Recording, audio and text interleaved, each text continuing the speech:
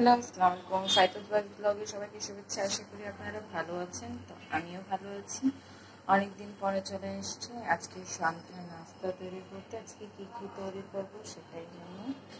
আর এতদিন মনটা একটুও ভালো ছিল না। দেশের পরিস্থিতি এতটা খারাপ, এতটাই যে কিছু বলার ভাষা খুঁজে পায় না, আর একটু শূন্য শূন্য লাগে। তো এখন আমি তৈরি করছি বেগুনি আলু চপ। তো আমি কেটে নিয়েছি মুড়ি ভর্তার জন্য সব যা যা লাগবে, টমেটো, পেঁয়াজ, মরিচ, তারপর এটা বম্বে মরিচ উনি নিয়ে এসছেন, ওনার খুবই প্রিয়। আমি সেটা খাই না, আমার ঝাল খুব বেশি একটা পছন্দ না, আছে মোটামুটি, কিন্তু এই বম্বে মরিচের ঝাল পছন্দ না। তারপর ধনে পাতা, পুদিনা পাতা, লেবু, তারপর লেবুর যে ছোলকাটা আছে ওটা হালকা মিক্স করে নিয়েছি, কাঁচামরিচের সাথে রেখে দিয়েছি। এখানে আমি তৈরি করে নিয়েছিলাম আলু চপ কয়েকটা, আর এখানে কেটে নিয়েছি বেগুনি ভাজার জন্য। আর এখানে আমি বেসনটা ঘুরিয়ে রাখলাম, বেসনটা দিয়ে এখন বেগুনি তৈরি করে নেব। এই যে বেগুনি তেলে দিয়ে দিয়েছি, আস্তে আস্তে করে হয়ে যাবে। আর বাচ্চাটাকে দাদুর কাছে দিয়ে এসেছি, ওর দাদুর সাথে খেলা করছে। আর শাশুড়িটা অনেক ছিল, তো এখন মাশাআল্লাহ শাশুড়িটা একটু ভালো হয়েছে। এখন বাচ্চাটাকে রাখতে পারছি দাদুর কাছে। আর যা দেশের অবস্থা ছিল, প্রত্যেকটা কতটা মায়ের বুক খালি হয়েছে সেটা তো দেখলেই একটু শান্তি পাইনি, কেমন যেন অস্থির অস্থির লাগছিল। নিজেদের সন্তানদের যদি স্কুলে পাঠায় সেসব ভেবে একটুও ভালো লাগছিল না, কি করবো।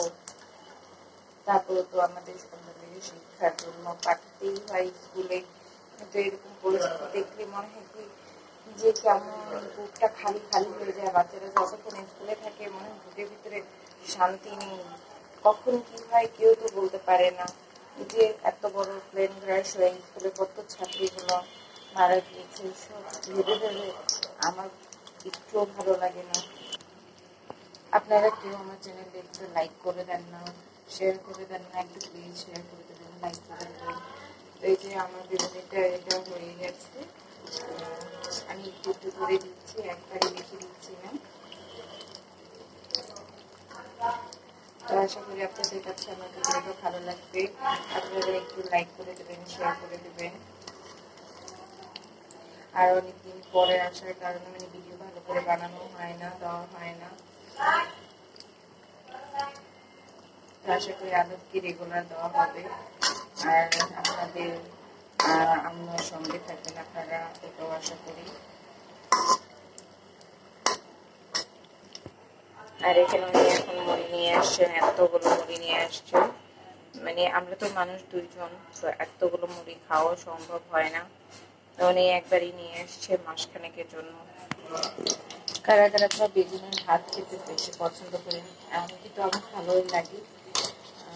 আমার হাজবেন্ডটা খায় না, তো আমার ভালো লাগে, আমি খেয়ে নেই। তো আজকে মানে দুপুরবেলা আমি বেগুনের ভাজা তৈরি করে ওনাকে দিয়েছিলাম, তো উনি খেয়েছিল। তো এখন গোল করে কাটার কারণে আমার বেগুনগুলো এখন গোল গোল করে কাটতে হয়েছে। তো এত বড় বড় টুকরো বের হয়ে যাচ্ছে, দেখতে পাচ্ছেন, চৌলা চৌলা টুকরো হয়েছে, একেবারে চড়া চড়া টাইপের হয়ে গেছে।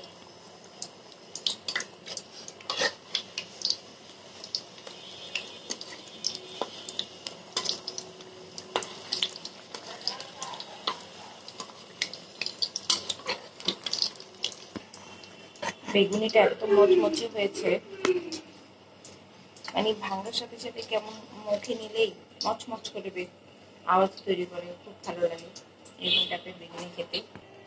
কাদের কাছে আপনাদের কাছে ড্রাগন ফল বেশি পছন্দ? আমার কাছে খুব ভালো লাগে, আমার আব্বু সব পাঠিয়ে দিয়েছে। তো পেয়ারা, ড্রাগন ফ্রুট, কাঁঠাল, বাম। তো এখানে আমি আলু চপটাও দিয়ে দিয়েছি, আলু চপটাও হয়ে যাচ্ছে, যে বেগুনিটাও হয়ে গেছে। মেয়েটাকে যে পেয়ারাগুলো কেটে দিয়েছি, ছিলে দিয়েছি, ও আবার ছোলকা সহ খেতে পারে না পাকা আমগুলো। আমি এখন সবটা মুড়ি ভর্তা তৈরি করবো, তো সবটা এখন ভেঙে নিব, একটু ম্যাশ করে নিব।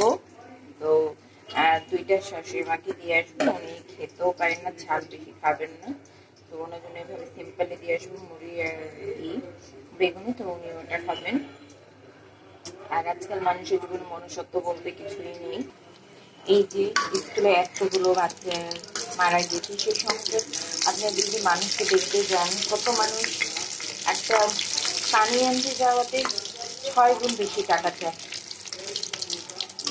আর রিক্সাওয়ালাদের মানে গাড়ি পাওয়া যায় না, তো ওরা এত টাকা চায়, এত টাকা চায়, তো আমাদের দেশে মনুষ্যত্ব কোথায়? আমরা কার জন্য উপকারিতা? এত বড় সমস্যার সময় আপনারা যদি এত জিনিসের দাম বাড়িয়ে ফেলেন, তারপর রিক্সাওয়ালার মানুষ, দোকানদার মানুষ, এত মানুষ যদি অপকারিতার মতো কাজ করেন, তাহলে কিভাবে চলবে? তাহলে এখন বলা যায় দেশের মানুষের মনুষ্যত্বই খুব কম। আপনাকে সাহায্য করার জন্য কেউ আসবে না, সুযোগ পেলে সে সময় আপনার সুবিধা নেওয়ার চেষ্টা করবে। তো আমরা কারোর কাছে হেল্প চেয়ে কিছু পাবো, সেই সময়টা আমাদের কাছে নেই এখন। এখানে আমি রং চা দিয়ে দিয়েছি, রং চা হবে।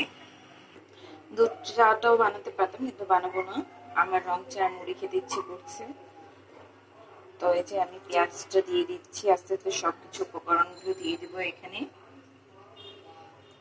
যা যা কেটে রেখেছি সবটাই দিয়ে দিচ্ছি।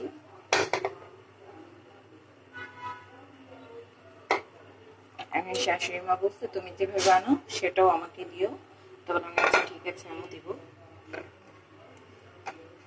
এখন ওনার জন্য বানিয়ে নিচ্ছি এক্সট্রা করে।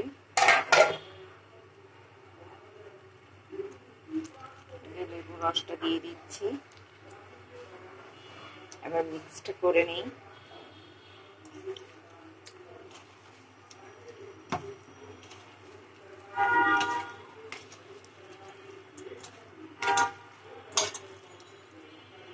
আমার মেয়ে আবার খায় না, তো আমার হাজবেন্ড খাবে, আর একটু আমি খেলে খাবো, আর আমার শাশুড়ি একটু খাবে। তো ওনার জন্য বেশি করে বানানো হচ্ছে, কারণ উনি মুড়ি ভর্তা খুব পছন্দ করেন। তো হয়ে গেছে মিক্স করা। এই যে এখন একটু সরিষার তেলটা দিয়ে দিব।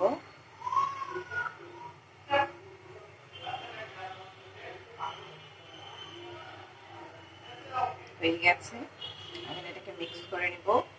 ওদেরকে দিয়ে আসছি। আল্লাহ হাফেজ, সবাই ভালো থাকবেন, সুস্থ থাকবেন, আমাদের জন্য দোয়া করবেন, আর পারলে একটা লাইক, সাবস্ক্রাইব আর শেয়ার করে দিন।